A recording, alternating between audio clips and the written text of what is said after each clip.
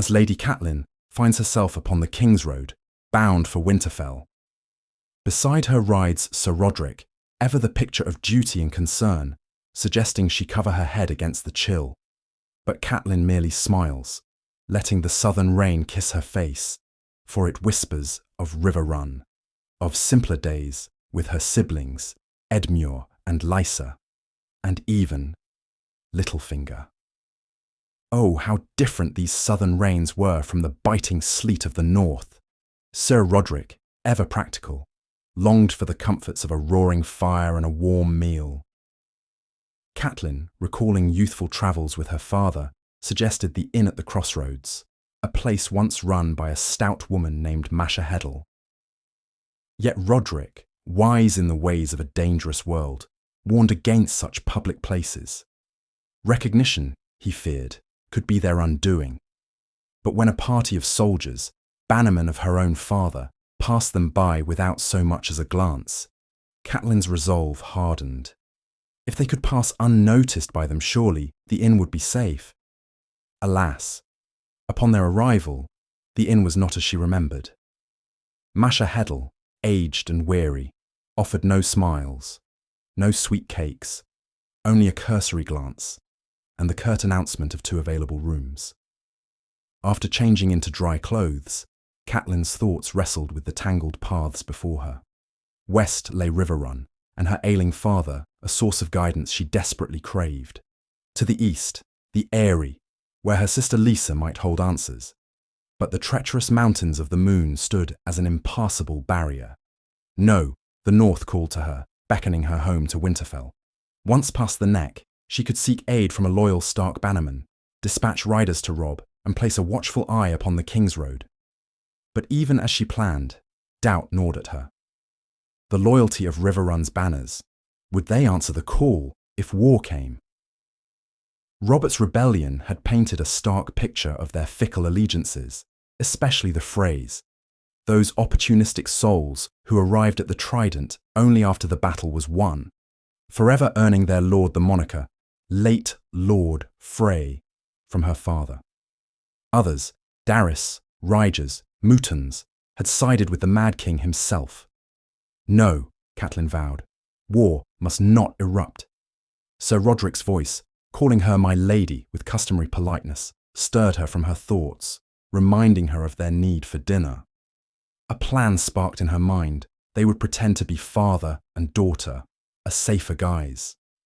Rodrik agreed, but old habits die hard, and my lady slipped from his lips once more, a wry comment about old ways following closely behind. The common room, long and draughty, buzzed with a motley crew of travellers, but Catelyn saw no familiar faces. Sir Rodrik secured a spot near the kitchen, only for them to be accosted by a self-important singer named Marillion. He prattled on about their origins and destination, to which Catelyn, ever cautious, offered only that they hailed from King's Landing. Marillion, destined for the Hands tourney, seemed utterly dismayed that Catelyn had not heard of his supposed fame, then shamelessly tried to hawk a song for silver. Rodrik, a man of steel and not song, scoffed, declaring he'd rather toss coppers down a well than endure the boy's howling. Marillion, undeterred, boasted of singing for kings and high lords, prompting Catelyn to inquire if he'd ever entertained her own father, Lord Tully. The singer puffed out his chest, claiming a chamber was kept for him at River Run, and that young Lord Tully was like a brother. Catelyn couldn't help but be amused, knowing her brother's particular dislike for singers ever since one had charmed a girl he fancied. Just then, the inn door burst open with a resounding bang, and a voice bellowed, announcing the arrival of Tyrion Lannister. He demanded a room, a bath, and when told there were none, quipped about needing only a small one for himself. His servants could sleep in the stables. Masha Heddle repeated her firm refusal, but a flash of gold coin, tossed high into the air by Tyrion, quickly changed a free rider's mind, who offered his room in exchange for the Lannisters' generosity.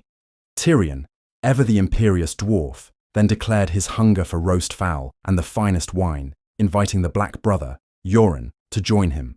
Marillion, seeing a new audience, sprang forward, offering to sing of Tyrion's father's victory at King's Landing. Tyrion merely smirked, claiming such a song would surely ruin his supper.